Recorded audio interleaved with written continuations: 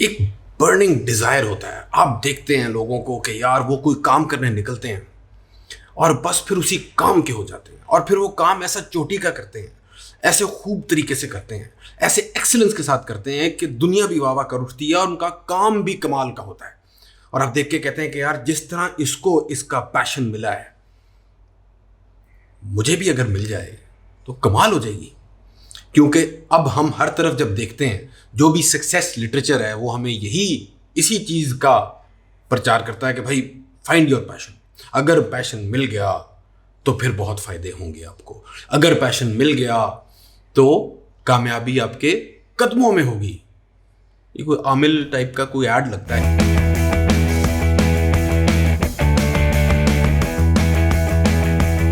Assalamu alaikum and welcome to Just Adventure by Momek, and I'm your host Mohammed Khan, helping you find passion in your life. Well, not really. इस video के बाद आप देखेंगे कि हम passion को find नहीं कर रहे, लेकिन काम पैशनेटली करेंगे और बेहतर करेंगे इंशाल्लाह। ये मैं 3 टिप्स आपके साथ शेयर करने लगा हूँ। 3 आइडियाज़ हैं, 3 मेरी डिस्कवरीज़ हैं जो कि मैंने अपने बड़ों से सीखा, उस्तादों से सीखा, कोचेस से सीखा, राइटर से सीखा, फ़लसफ़ियों से सीखा। तो पैशन को हम कंफ्यूज कर जाते हैं। हम ये समझ गए हैं, हम ये वीडियो देख इसलिए रहे हैं, हम ये बात इसलिए कर रहे हैं कि हमें पता है कि अगर पैशन आपको मिल जाए किसी काम में तो वो अच्छी चीज़ है, मुस्बत चीज़ है। आपको मिलेगा तो आपको फ़ायदा होगा, आप जल्दी उस काम में बेहतर होंगे, आप नुमाया होंगे, लोग आपके काम को सराहेंगे क्योंकि आप उस काम को एक्सेलेंस के साथ कर रहे होंगे, एहसान करबी वाला एहसान के साथ कर रहे होंगे। वो क्यों कर रहे होंगे? क्योंकि आपको तो अब उस काम में पैशन मिल गया है। ये लफाजी थोड़ी सी गलत है। पैशन मिलने की चीज़ नहीं है, और यही पहला पॉइंट है जो मैंने आपके साथ शेयर करना है। पैशन को हम ढूंढते हैं, वो मिलने वाली चीज़ नहीं है। उसको हम उर्दू में देखें तो पैशन को शौक से मैं ऊपर रखूंगा और जुनून से थोड़ा सा नीचे रखूंगा, लेकिन इस वीडियो के लिए हम उसको जुनून कह देते हैं कि किसी काम के बारे में जुनूनी होना, ये मिलता नहीं है। ऐसा काम जुनून मिलता नहीं है, पालना पड़ता है। जुनून मिलता नहीं है, पालना पड़ता है। और एक स्टेप, दूसरा स्टेप, तीसरा स्टेप, आहिस्ता आहिस्ता करके आपको उस काम के अंदर वो मीनिंग, वो मतलब, वो दूरअंदेशी और वो सारा कुछ मिलना शुरू हो जाता है। उसमें जो चीज़ें मिलती हैं वो बतदरीज मिलती हैं। वो एक इर्तिकाई अमल है, एवोल्यूशन है उस काम की। आपकी गोद में नहीं आके पैशन गिरता। अगर वो गोद में आके गिरा है तो वो पैशन नहीं है वो क्या है, चेक कर लें। लेकिन जो जुनून है, जो पैशन है, वो पालना पड़ता है। ये पहली चीज़ है। आप इसको यूँ समझ लें कि it is part of a process, it is not a destination. जो काम है उसको जब हम अप्रोच करेंगे कि हमने इस काम में महारत हासिल करनी है, तो तब उसके अंदर से कोई पैशन के सीगे निकल सकते हैं, कोई जुनून के सीगे निकल सकते हैं, कोई शौक के सीगे निकल सकते हैं कि जी शौक है तो पालते हैं आप शौक को, जुनून पालते हैं, मिलता नहीं है। किसी चीज़ को आप अगर हम साइकोलॉजी देखें तो most of the time what we think we are passionate about, वो इसलिए होता है कि हम उसमें अच्छे होते हैं, हमारा उसमें हुनर बेहतर होता है। तो जब लोग हमारी तारीफ करते हैं, बचपन में करते हैं, हम लोगों से सुनते हैं, लोग हमारे काम को सराहते हैं, तो हमें उस काम में मज़ा आने लग जाता है। ये वो एक्सटर्नल मोटिवेशन मिलती है हमें उसको पता नहीं होता कि ये हो रहा है हमारे साथ, लेकिन वो जब हमें मिलती है तो हमें वो काम में मज़ा आना शुरू हो जाता है। और वो क्योंकि जब मज़ा आना शुरू हो जाता है तो हम वो काम ज़्यादा करने लग जाते हैं। एक राइटर अगर एक चीज़ लिखता है और उसको लोग फ़ौरन सराहते हैं और वो शुरू में अच्छा कोई आर्टिकल लिख देता है, तो वो फिर से लिखने का उसका दिल चाहता है। क्यों? क्योंकि उसको वो एक्सटर्नल मोटिवेशन मिल रही होती है, which is not exactly the right way to go about things. But हमें कम से कम ये समझ आना शुरू हो गई है कि जो हम जिसको पैशन समझ रहे थे कि जी इंटरनली कोई चीज़ निकली हमें, we were meant to do this, वो हमें शायद लोगों की तारीफ और लोगों के सराहने और लोगों के इनकरेजमेंट, हमारे बड़े, हमारे बुजुर्ग, हमारे दोस्त, हमारे चाहने वाले जो हमारा ख्याल रखते हैं, उनकी मुस्बत फीडबैक से हमें लगता है हमें मिल गई ये चीज़, वो असल में पली है, वो बड़ी हुई है और अब वो हमारी साथी है। और अब हम उस पैशन को यूज़ करते हैं अपने काम में बेहतरी के लिए। तो ये पहला पॉइंट है कि भाई passion like profits comes after the work. तो ये तो ऑटोमेटिकली बड़ी चीज़ों को क्लियर कर देता है कि अगर आपको कहें कि यार मुझे इस काम में कोई पैशन नहीं है, तो भाई किया है, करके देखो, फिर बात करेंगे। एक चीज़।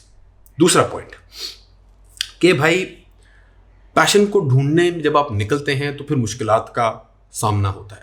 और अगेन देखें, मैंने भी फिर वो, क्योंकि इतना आम ये बात की जाती है कि जी passion, find your passion, find your passion, ढूंढो पैशन को, तो मैंने भी अभी ये कह दिया कि जी ढूंढने निकलते हैं पैशन को। ऐसे नहीं, हम अगर अपना पालें उस जुनून को जो कायदे आज़म का जुनून था, जो लामा इकबाल का जुनून था, जो इन लोगों के, जो बड़े लोगों ने जो बड़े बड़े काम कर गए, अगर हम उनको देखते हैं तो उनका जो एक ऑब्सेशन था वो ओवर टाइम बिल्ड हुआ है।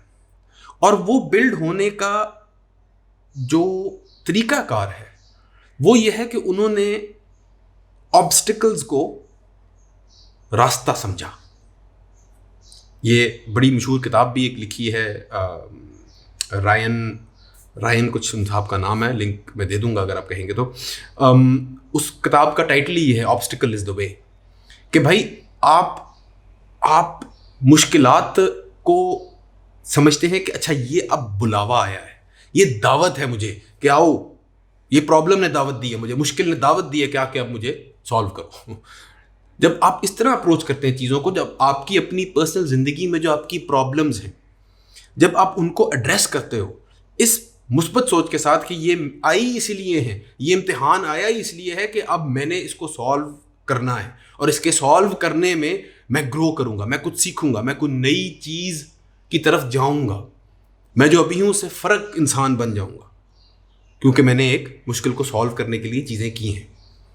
तो वो जो आपको मुश्किलात की दावत है वो आपको आपके पैशन की तरफ ले जाती है, आपके काम में आपको बेहतरी की तरफ ले जा सकती है। जो भी आपके काम में मुश्किलात आ रही हैं, आपके अगर आपके बॉस से नहीं बनती तो ये मुश्किल है।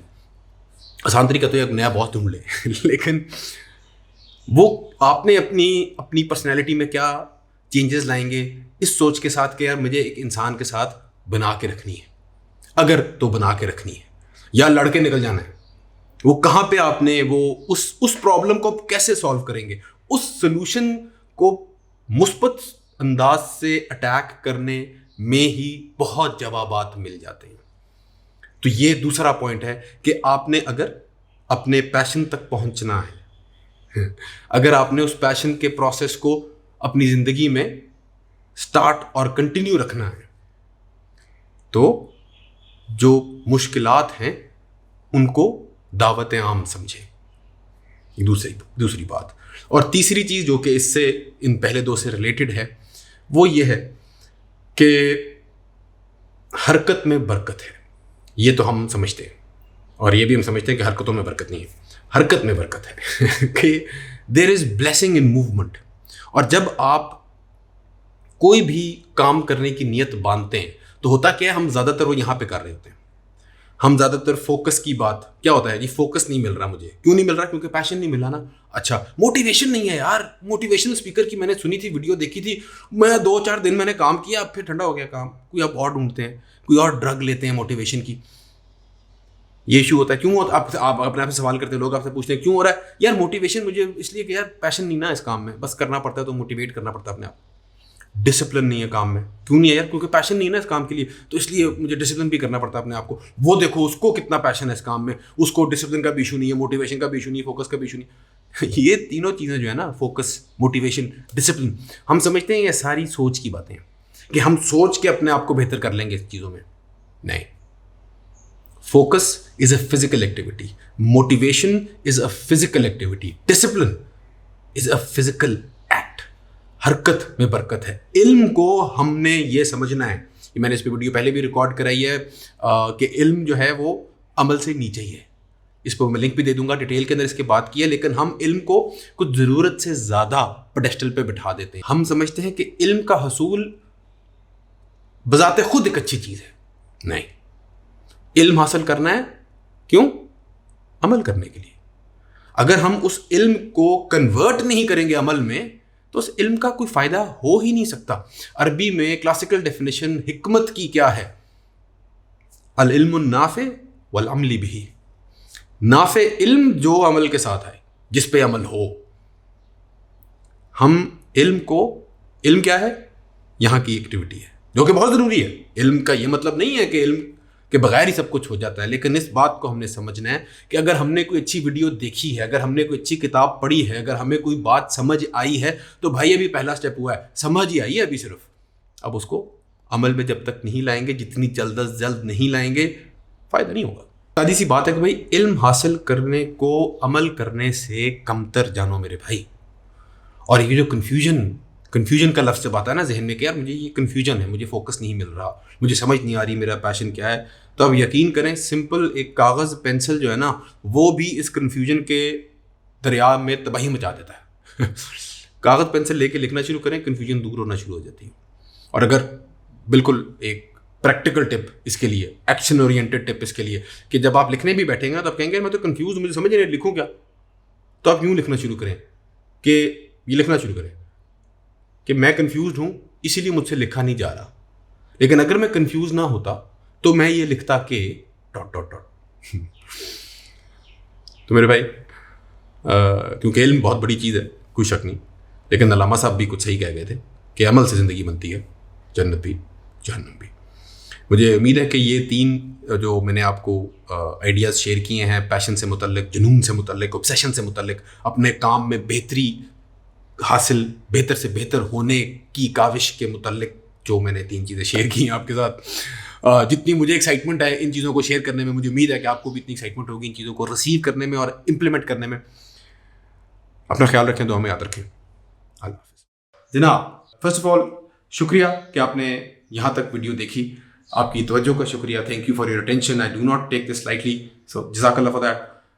दूसरी बात यह है कि आपने अगर अभी तक ये चैनल सब्सक्राइब नहीं किया तो आप सब्सक्राइब कर लें अगर आपको इस तरह का कंटेंट पसंद आता है। आपने यहाँ तक की वीडियो देखी, आई एम गेसिंग कि आपको इस तरह का कंटेंट पसंद आता होगा, तो do subscribe to the channel and also try to leave a comment.